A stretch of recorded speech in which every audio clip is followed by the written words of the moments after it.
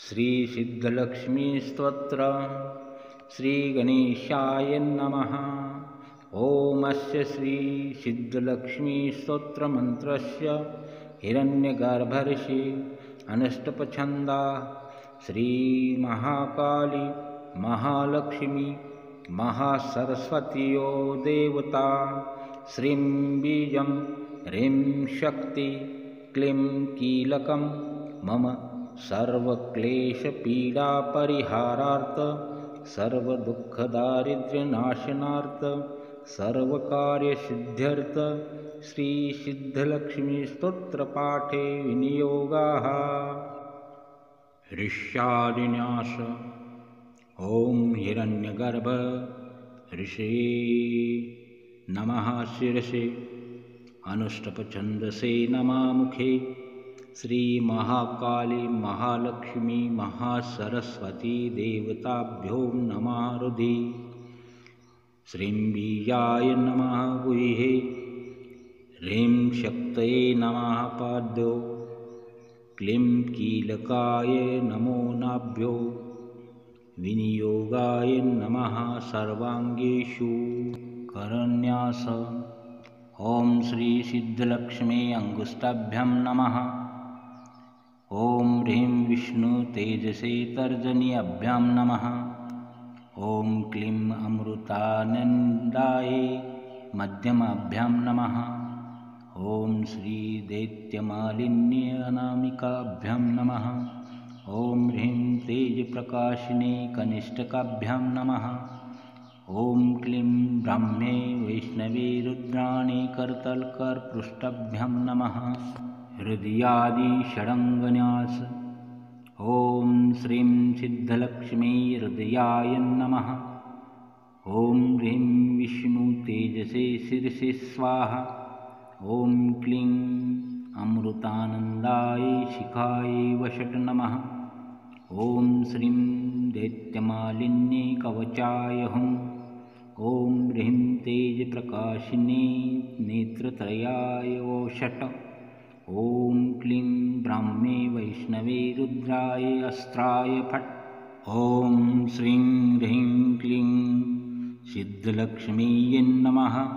तालत्रयं दिग्बन्धनं च कुर्यात् ब्राह्मी च वैष्णवी भद्रां षड्भुजां च चतुर्मुखीं त्रिनेत्रां खड्गत्रिशूल पद्मचक्रगदाधरां पीताम्बरधरां देवी नानालङ्कारभूषितां तेजपुञ्जधरी देवी ध्यायेद् बालकुमारिकाम्।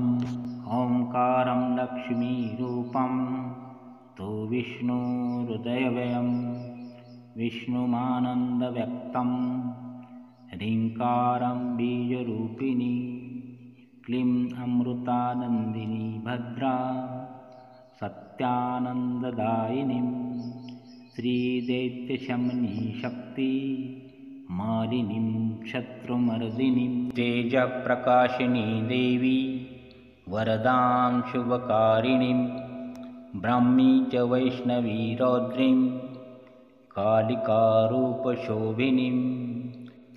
अकारे लक्ष्मीरूपं तु उकारे विष्णुमव्ययं मकार पुरुषो व्यक्तो देवी प्रणव उच्यते। सूर्यकोटिप्रतिकाशं चन्द्रकोटिसमप्रभं तन्मध्ये निकरं सूक्ष्मं ब्रह्मरूपं व्यवस्थितम्। ओंकार परमानन्दं सदैव सुखसुन्दरी सिद्धलक्ष्मी मोक्षलक्ष्मी आद्यलक्ष्मी नमस्तुते।